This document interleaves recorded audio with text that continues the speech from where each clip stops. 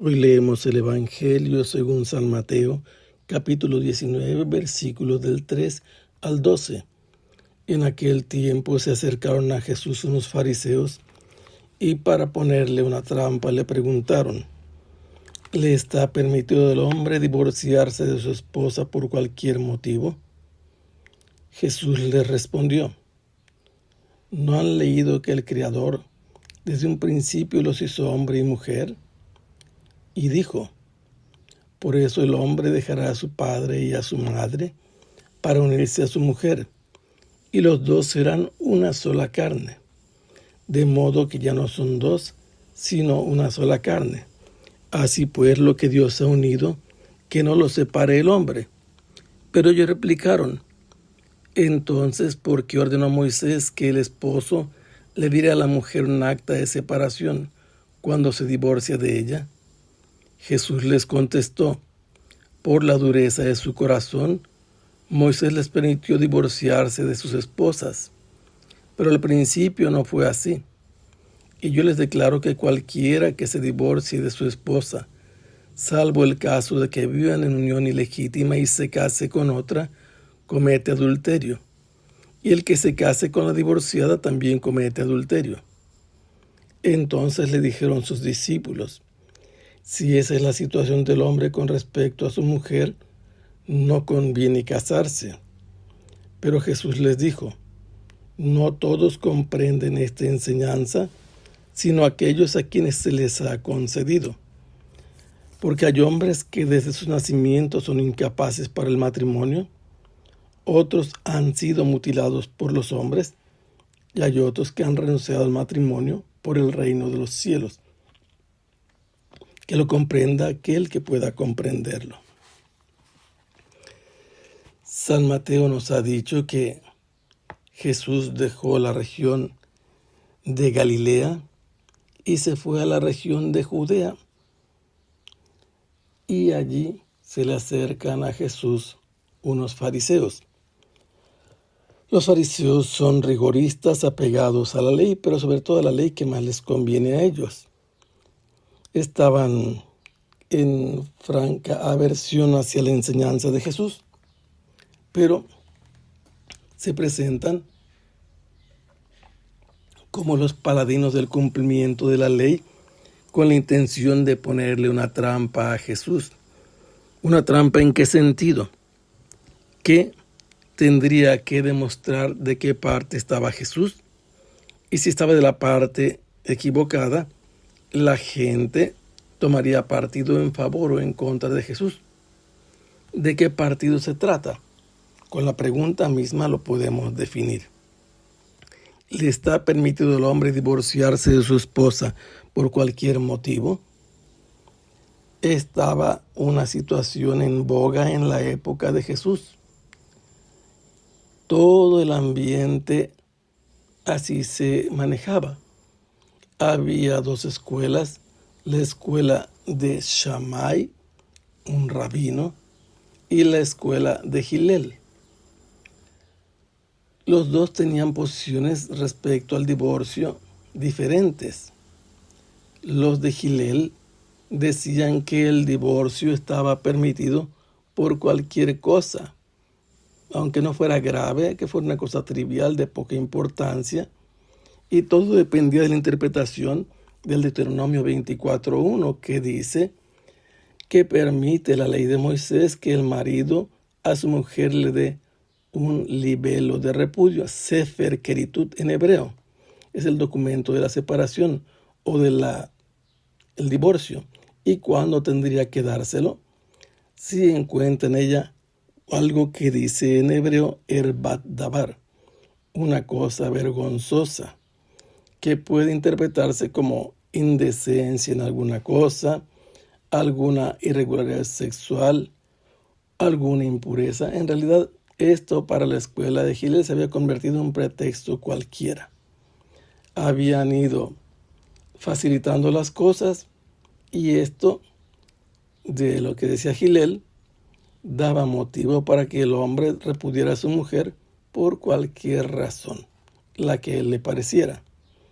En cambio, la escuela del Rabí Shammai solamente a los que habían cometido adulterio, y en realidad parece que esta palabra adulterio va mucho más allá. Se trata de situaciones irregulares que equivalen a matrimonios incestuosos en los que no está bien que permanezcan. Estos queriendo poner en una trampa a Jesús para que escogiera por cuál de las escuelas se iba a inclinar, Jesús no tomó en cuenta lo que estos esperaban y él fue directamente a la palabra de Dios. Les dijo: ¿acaso ustedes no han leído que el Creador desde un principio hizo hombre y mujer? Esto es muy importante porque este es el proyecto divino. No existe matrimonio que no sea de hombre y mujer. El tema es el divorcio, la divorciación. El divorciar es separar un matrimonio, un esposo de su esposa. Y el Señor ha hecho hombre y mujer. No hay matrimonio entre hombre y hombre, mujer y mujer. El plan del que creó al ser humano es este. Y el hombre, dice Jesús, dejará a su padre y a su madre para unirse a su mujer, y los dos serán una sola carne. Se trata de una unión que va mucho más allá de la cuestión consanguínea. Ellos pasan a formar una sola cosa cuando contraen matrimonio. Y entonces ellos dejan a su padre y a su madre y se une el hombre a su mujer y se hacen una sola carne. Ya no son dos. Así se nos dice que el matrimonio es indisoluble, es único y por tanto no puede separar lo que Dios ha unido ningún hombre, ni la escuela de Shammai ni la escuela de Hillel. El único que puede resolver esto es Dios. Y entonces ellos van a buscar el pretexto por el que Moisés los autorizó a hacer el libelo de repudio. Entonces, ¿por qué Moisés ordenó que el esposo diera a la esposa el acta de divorcio?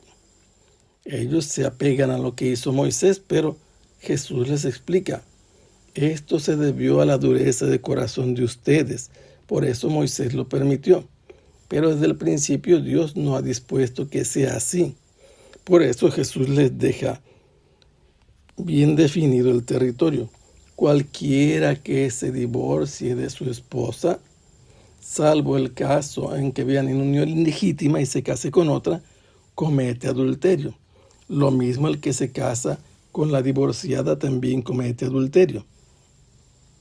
Los discípulos, al escuchar esta tajante determinación de su maestro, le dijeron a Jesús: si esa es la situación del hombre con respecto a su mujer, no conviene casarse.